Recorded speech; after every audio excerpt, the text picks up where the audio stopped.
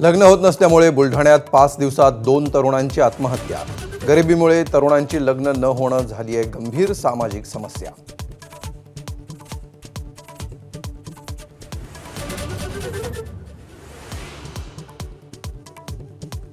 परतवाडा लैंगिक अत्याचार प्रकरणातील आरोपी अयान अहमदची पोलिसांनी काढली धिंड। अचलपूर पोलीस ठाण्यात नेत केली चौकशी। इतर आरोपींचीही झाडाझडती।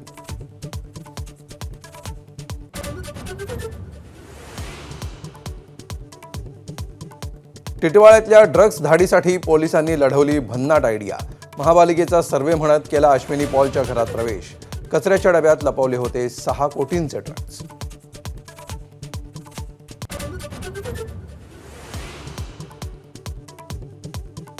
अशोक खरातची पत्नी कल्पना खरातच्या अटकपूर्व जामीन अर्जावर थोड्याच वेळात फैसला।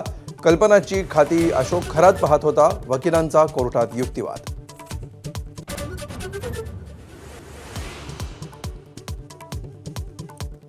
दोन 2006च्या मालेगाव बॉम्बस्फोट प्रकरणातील 4 आरोपींची मुंबई उच्च न्यायालयाकडून निर्दोष सुटका। स्फोटांमध्ये झाला होता 31 जणांचा मृत्यू।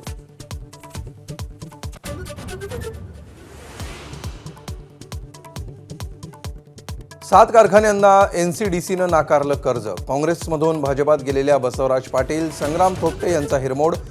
धर्मराज काडादी, रावसाहेब दानवे आणि स्वर्गीय अजित पवारांच्या कारखान्यांना सुद्धा नकार।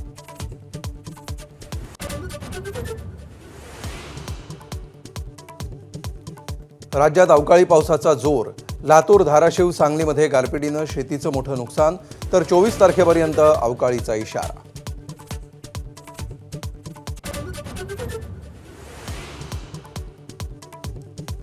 इराणनं चर्चा प्रस्तावाकडे दुर्लक्ष केल्यामुळे ट्रम्प यांच्याकडून नाईलाजानं शस्त्रसंधीला मुदतवाढ। ट्रम्प यांनी मुनीर यांच्यामार्फत पाठवलेल्या संदेशालाही शेवटपर्यंत इराणचा प्रतिसाद नाही।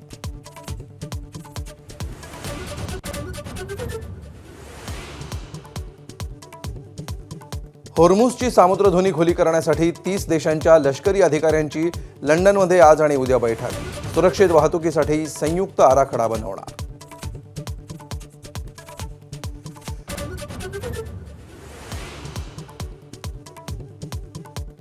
अभिनेता रितेश देशमुख आणि जिनिलिया देशमुख एसटीचे ब्रँड अँबॅसेडर।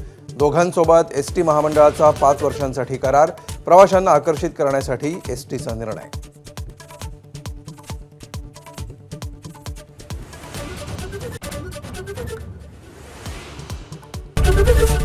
एबीपी माझा, उघडा डोळे बघा नीट।